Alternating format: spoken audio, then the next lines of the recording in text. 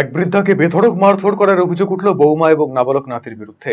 ঘটনাটি ঘটেছে তুফানগঞ্জ ১ নম্বর ব্লকের নাক্কাটিগাছ গ্রাম পঞ্চায়েতের বড়াইতলা এলাকায়। ঘটনাটিকে কেন্দ্র করে ব্যাপক চাঞ্চল্য ছড়িয়ে পড়ে।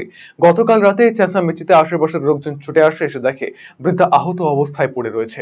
আহত বৃদ্ধাকে উদ্ধার করে তুফানগঞ্জ মহকুমা হাসপাতালে নিয়ে আসা হয়। জানা যায় বৃহস্পতিবার ভোরে চিকিৎসাধীন অবস্থায় মৃত্যু হয় তার। পুলিশ সূত্রে খবর, মৃতার নাম লীলা বিশ্বাস। ইতিমধ্যেই ৩ জনকে আটক করে ঘটনার তদন্তে নেমেছে পুলিশ। আমার ভাই বাড়িতে ছিল না, আমার ভাইয়ের ছেলে আর আমার ভাই মোবাইলে বলছে, আমরা এতটুকুই জানি। কখন ঘটনাটা ঘটে? রাত 12টার সময় আমার কাছে ফোন যায় যে তোমার মা অসুস্থ, পাশের মানুষ ফোন করছে। পরে রাত্রে আসতে পারিনি, রাত্রে আমার দিদি আসছে। সকাল 5টার সময় আমার মা মারা গেছে। রাত্রে ছিল আমার পাঁচটা আর ভাই বোন মারছে। আমি হচ্ছে সাক্ষী, বিচার জানি, নিচু বিচার জানি। মানে কি দেখলেন এসে আপনি? আমি আইসা মাকে মৃত্যু দেখলাম। কিভাবে মারছে?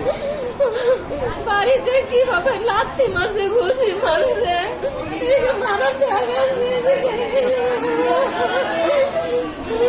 কে মারছে বলছেন? পাঁচটার ভাই বউ মারছে। আমার ভাই বাড়িতে ছিল না, কাজে গেছিল, আইসা দেখে এই পরিস্থিতি। মানে আপনার ভাইয়ের বউ? থানায় অভিযোগ করবেন? উচিত সাক্ষী যায়, উচিত জানে বিচার হয়, এতটুকুই যায়। থানায় লিখিত অভিযোগ করবেন? আমি সেটা বলতে পারি না।